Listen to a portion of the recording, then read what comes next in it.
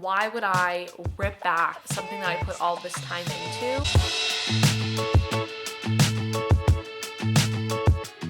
Hello, welcome or welcome back to my channel, Knits by Mandy. My name is Amanda, and it's been a while, hasn't it? Where I live, spring is in the air.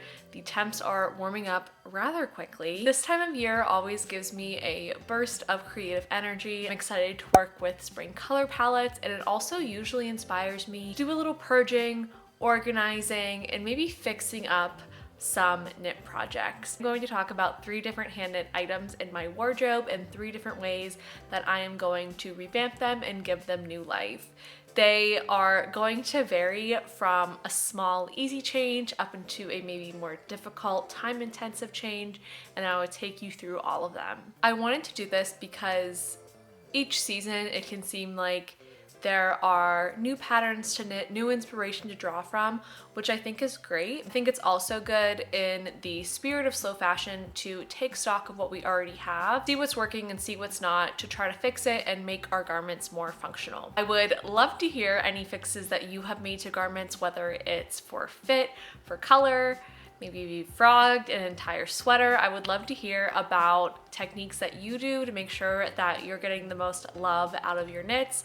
It could be something as easy as making sure that you are washing them frequently and giving them a fresh pilling them, or you could be reknitting an entire sweater. Of the 3 items, the first fix requires absolutely no knitting at all. Second requires minimal reknitting, and the third one requires a lot of reknitting of the project. I think it's good to show that there are a lot of different ways that we can breathe new life or fix our projects.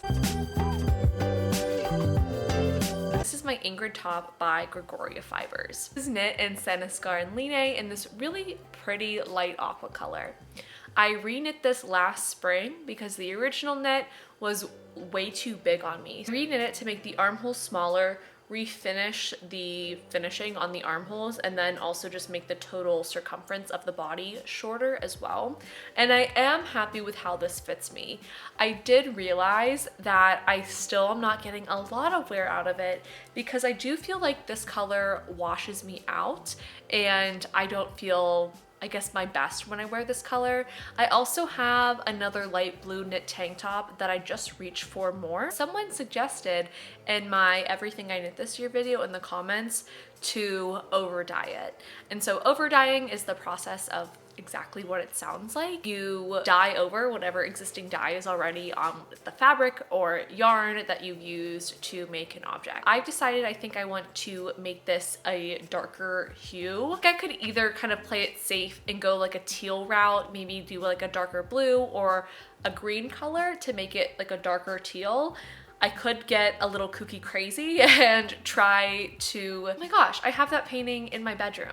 Anyway, I could be a little adventurous with color theory and try to over dye it with a pink to make a lavender color. I don't think that would bring the depth to the color that I want. I don't think I could dye it to something like this color that I'm wearing, which this color I love on me. I've never really thought of dyeing items. I know people do it often as a way to give their clothes new life or as an easy thrift flip as well. It's a really good option when you like the fabric or the fit of a garment, but you don't like the color. I could go out, buy more Line in a color that I like reknit the tank top, go through all of that, but why not try dyeing it? Because I already have the tank top knit, I know that it fits me, and it's a cotton linen blend, so I'm not too worried about how this should take a dye. That's based on like my very preliminary research of dyeing. I didn't mention is that I want to make this a series, so I'll take you through all these different steps, but this is just kind of the first initial planning inspiration stage. Things are moving slowly in the Knits by Mandy studio these days, so I figured it'd be fun to talk about before we get into the actual doing, which might take some time. That is the Ingrid top. Let me know what color you think I should dye this for my complexion. I've posted about my color seasons on my stories on Instagram, and it was funny because I was like, I think I'm a winter, and then 2 people messaged me being like, I think you're an autumn, I think you're a summer. That begs the question, is color analysis a scam? I am not quite sure, but I do know for sure that I don't love this color on me, and I think we could really kind of deepen it up, liven it up, make it a fun summer tank that I will wear. So that is the Ingrid top. The next project I have is kind of my middle of the road, medium fix project, and it is the third sweater that I ever made, and I'm pretty surprised that I'm still wearing it. And this is my very V-neck raglan by Jessie Maed Designs. I made this in the Noro Silk Garden sock yarn. This is in the color S1. This is kind of like, I feel like the quintessential Noro yarn that you see a lot of people making their sweaters out of. Petite knit has a very popular pattern in this color. I love it as well. I love the colors in this sweater. It always looks different no matter kind of what light you're in. Talk about something that's flattering. I love basically everything about it. I did make this when I was first knitting, and it was before I learned that it's kind of better to err on the side of buying more yarn than less. I only bought like the bare minimum amount of yarn that you needed. I used 3 balls of this yarn, and this is the length that it got me on the tank top. I have a short torso, but it is not that short, and even this is a short length on me. I always wear this sweater with a tank top underneath it, and it has worked so far. I still get plenty of wear out of this sweater, but I think that 1, the length is an issue, and 2, kind of just like how my bind off has held up isn't my favorite.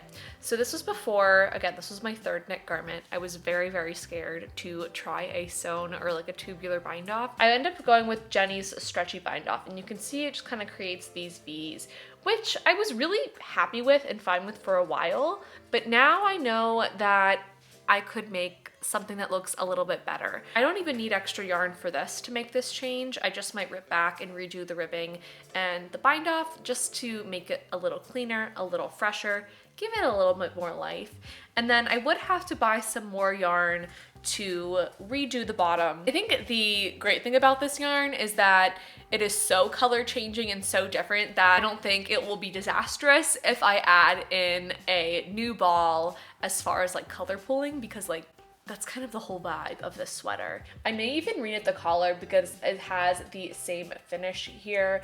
I also didn't love how my decreases look in the center of the V, but like the raglan shaping the sleeves, they're fine. I just make sure that I wash the sweater and I keep it de-pilled. Those few little changes of refinishing the ribbing, just adding a couple more inches of length. I still like this as a cropped sweater, but like it's just a little too cropped. I think those things will really improve the quality of this garment and just keep me wearing it for years to come, hopefully. I like the cropped feel, but again, just a little too cropped, as I'm sure you can probably tell. I usually only wear it with really high-waisted pants or really high-waisted leggings, so this will give me just a little bit more versatility, but I still love this pattern. It still kind of fits me like a glove. It's cozy, the color, it's perfect. So want to continue wearing it, but give it just a little oomph, okay? A little oomph. That is the very V-neck raglan by Jessie Maed. Next item is a sweater you may have seen on my channel before.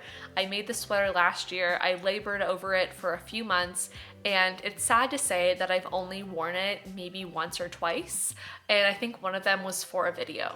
So that is my Whitmoor cardigan by Taylor S Studios or Amy Lowden. This is a beautiful pattern. However, the fit of the circular yoke cardigan just is not right.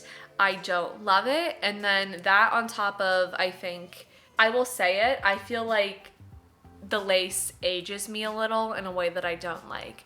Aging is a privilege. I'm not afraid of it, but I don't like the vibe stylistically that this lace gives me. I can totally appreciate that it could be someone else's style, but for me, it does not ring true. It does not sing to me. It doesn't make me feel good. And so for that reason, I think I need to frog this entire sweater. I was originally inspired to make this video because I thought of maybe reworking this sweater kind of in similar ways that I would rework the V-neck. I think I talked about this in what I made this year, 2023, but it has quite tapered sleeves, so I thought about maybe keeping them like the V-neck raglan sleeves that have no decreases and maybe with a wider cuff. I thought about shortening the cardigan a little bit to give it more of a fresh feel, maybe replacing the mother of pearl buttons on the button band. Ultimately, after thinking about it, I just don't think the juice will be worth the squeeze at that point. A lot of it has to do with the motif and the lace, unfortunately. I had a lot of fun knitting the lace. I had a lot of fun following a lace chart. There was just something about a lace yoke that's like not for your girl, and maybe there is one out there for me, but like I don't think this one is it. I am going to frog this whole project, and what I think I will do with it is make a lento sweater. The lento sweater was sweeping, dare I say, the nation, the world last spring, last winter, and it is a very basic raglan crew neck pattern that is made with a lace weight mohair and a fingering weight wool knit on a very large gauge. For reference, this was knit on 4mm needles because usually with a mohair and a wool you get around a DK weight. I had 2 balls of the yarn left in my stash. I knit up a swatch for the lento, and this is what it looks like on 6mm needle. It is squishy and airy and light, and I think this will be a great option because mohair is a little suffocatingly warm for me, and I think that knitting with this yarn in a looser gauge will help alleviate some of that for me. I also realized I don't have a raglan pullover crew neck sweater. I have a raglan cardigan, I have a raglan v-neck, do not have a raglan pullover sweater, and something so simple sounds pretty appealing to me right now, I'll be honest. Since I haven't had as much time to dedicate to knitting and to YouTube with my studies, I think having something quick and big on the needles will be like super rewarding. To make the lento a little bit more closer to my style, I'm thinking about making it with a generous amount of positive ease, as well as doing the finishing in a 2x2 ribbing instead of a 1x1. I just really like the look of the 2x2 ribbing. Maybe the cuffs, I'll make them a little bit longer, kind of give that more of like a graphic feel. Maybe even like a split hem. I have my split hem in 2x2 ribbing on my Harlow v-neck sweater, which I love. I'm just excited about the prospect of kind of like freeing the yarn from where it is right now, knitting it up into something new. When I started knitting, the idea of frogging anything, I hated it. The idea of frogging an entire sweater seemed like so, I could not even fathom it. Like, why would I rip back something that I put all this time into? But the flip side of that is that it is kind of really sad and a bummer to not wear something that you've put so much work into. The more you make things, the more the feeling of like, well, I'll just wear this because I made it wears off a little, because I definitely think it's made me a lot pickier about what fits, what I like, what's my style. Like, it's made me a lot more discerning that way. So when something's out of place, like, it feels really out of place. We don't have to do that. We don't have to have her be the black sheep. Like, she can come join the flock, live her life, and just have like new life. And this color is sick. It's so pretty. If anyone has tips on frogging wool and mohair together, I think what I might have to do is re-swatch just to make sure, because what I've heard is that once that you have wound the mohair and the wool together, like the gauge is a little different from when you're pulling it from the balls. I don't think it will be worth it to separate the wool and the mohair. Like, I think that might send me to an early grade. I think we'll be okay. I feel like working with a pattern as forgiving as the lento could be good. Maybe I end up going down a needle size to like a 5.5. I think I have options. There's room there, kind of flexibility. I'm not gonna like cast it on to like a very structural garment that has like really important like gauge marks. We're gonna keep it loosey-goosey over here. So those are my spring cleaning, spring refreshing plans for my hand knitted wardrobe. Let me know if this has inspired you to fix or update any knitwear in your wardrobe. And I will see you soon for the continuation of the series where I put these plans into action. Thank you so much for taking the time to watch this video, and I will see you in the next one. Bye.